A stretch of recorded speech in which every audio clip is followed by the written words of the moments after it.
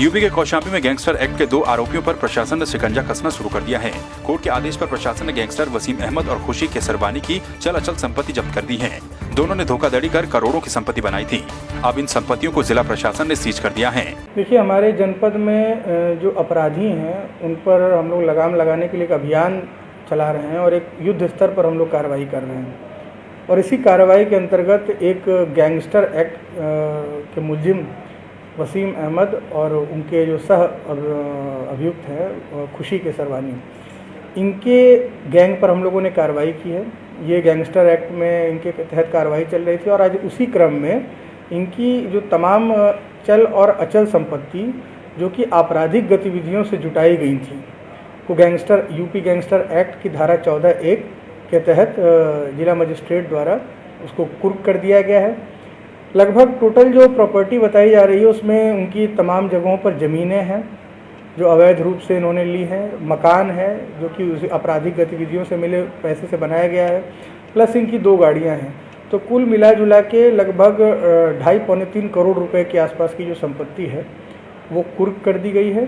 और आगे की इसी तरह हम लोग बाकी भी जो हमारे जनपद में गैंगस्टर्स हैं जिन्होंने अवैध रूप से संपत्तियां जुटाई हैं, आपराधिक गतिविधियों से जुटाई हैं, उसको हम लोग आइडेंटिफाई कर रहे हैं और उन सभी पे ये कार्रवाई करेंगे। कौशाम्बी में मंजनपुर जिला मुख्यालय बनने के बाद से जमीन की कीमत बढ़ जाने से अचानक भूमि विवादों में बढ़ोतरी होने लगी है, जिसका नतीजा ये हुआ कि यहाँ शव को जमीन में दफनाने को लेकर विवाद हो गया। दरअसल जिस जमीन पर शव दफनाया जा रहा था वो एक प्रॉपर्टी डीलर को बेच दी गई थी, जिसके बाद पता चला कि जमीन पर कब्रिस्तान है जहाँ पर शव को दफनाने के लिए लाया गया था। काफी हंगामे के बाद शव को दफना दिया गया।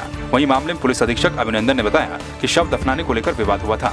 देखिए, उसमें विवाद ये है कि वो जो ज़मीन है वो कब्रिस्तान की ज़मीन नहीं है एज़ पर जो रेवेन्यू रिकॉर्ड्स जो हैं, और इस वजह से चूँकि कन्वेंशनली वहाँ पर शव दफनाए जाते रहे हैं, तो इस चीज़ को लेके आज भी इसी क्रम में एक परिवार जहाँ मृत्यु हो गई थी वो वहाँ शव दफनाने गए थे। तो जिस व्यक्ति ने उस ज़मीन को खरीदा है उसने आपत्ति की थी, बट चूँकि परंपरागत रूप से वहीं होता आ रहा है तो उस सारी चीज़ों की जांच जो है तहसीलदार स्तर पर की जा रही है। हरदोई के बिलग्राम कोतवाली क्षेत्र में ट्रक और डंपर की आमने सामने की जबरदस्त भिड़ंत हो गई। इस जोरदार भिड़ंत में ट्रक में आग लग गई। ट्रक मधोगंज मंडी से धान लादकर बरेली की तरफ जा रहा था। देखते ही देखते ट्रक धू धू कर चलने लगा। ग्रामीणों ने फायर ब्रिगेड को इसकी सूचना दी, जिसके बाद मौके पर पहुंची फायर ब्रिगेड की गाड़ी ने आग बुझाने का काम शुरू किया। ट्रक में आग लग जाने से हाईवे पर गाड़ियों की लंबी लंबी कतारें लगी रही। ये जानकारी हमको 4:30 बजे हुई। हमारे कर्मचारी पंप के उन्होंने फोन किया, हम लोग जो है यहाँ मौके पर पहुँचे तब दोनों गाड़ी जो है धू धू कर जल रही थी।